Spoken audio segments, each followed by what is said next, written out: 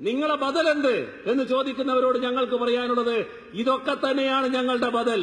ഇതിലൊക്കെ കൂടിയാണ് ഈ നാടിന്റെ വികസനം എന്ന് പറയുന്ന വികസനം ഉറപ്പുവരുത്താൻ കഴിയുക. നാടിന്റെ വികസനം വരുമ്പോ വീടില്ലാത്ത ലക്ഷക്കണക്കിന് ആളുകൾ ഇവിടെ ഉണ്ടായാൽ അത് ശരിയായ വികസനമല്ല. അതാണ് ഞങ്ങൾ കാണുന്നത്. വികസനം ഉറപ്പുവരുത്തുമ്പോ ശരിയായ രീതിയിൽ പഠന രീതികൾക്ക് പിന്തുണ കിട്ടാത്ത കുട്ടികൾ ഇവിടെ ഉണ്ടാകുന്നത് ശരിയായ വികസനമല്ല എന്നാണ് ഞങ്ങൾ കാണുന്നത്. ഇതെല്ലാം സർക്കാർ മുൻകൈയെടുക്കുന്നെന്ന് മാത്രമേ ഉള്ളൂ. സർക്കാരിന്റേതായൊരു കേവലമായ സർക്കാരിന്റേത് മാത്രമായ ഒരു പദ്ധതിയല്ല ഇത്. ഈ പദ്ധതികളെല്ലാം തദ്ദേശഭരണ സ്ഥാപനങ്ങൾ മുഖേനയാണ് നടപ്പാക്കുന്നത്. എന്നാൽ തദ്ദേശഭരണ സ്ഥാപനങ്ങളുടെ മാത്രമായ ഒരു പദ്ധതിയുമല്ല ഇത്. ഇത് ഈ നാടിന്റെ പദ്ധതിയാണ്.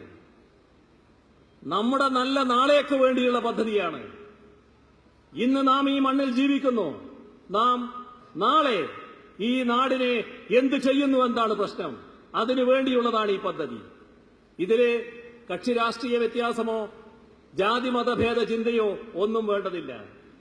എല്ലാവരും ഇതുമായി സഹകരിക്കുകയാണ് വേണ്ടത്. ഇതാണ് ഈ സർക്കാരിന്റെ ലക്ഷ്യം. ഞങ്ങളെ ആക്രമിക്കുന്നവരുണ്ടാവും, വിമർശിക്കുന്നവരുണ്ടാവും. അവരാ വഴിക്ക് പോവുക എന്നുള്ളത് മാത്രമേ ഉള്ളൂ. അതൊന്നും ഞങ്ങളെ ബാധിക്കുന്ന കാര്യമല്ല.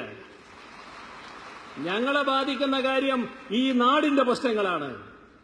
ഈ നാടിന്റെ പ്രശ്നങ്ങൾ പരിഹരിക്കുന്നതിന് ചുമതലയേറ്റവരാണ് ഞങ്ങൾ.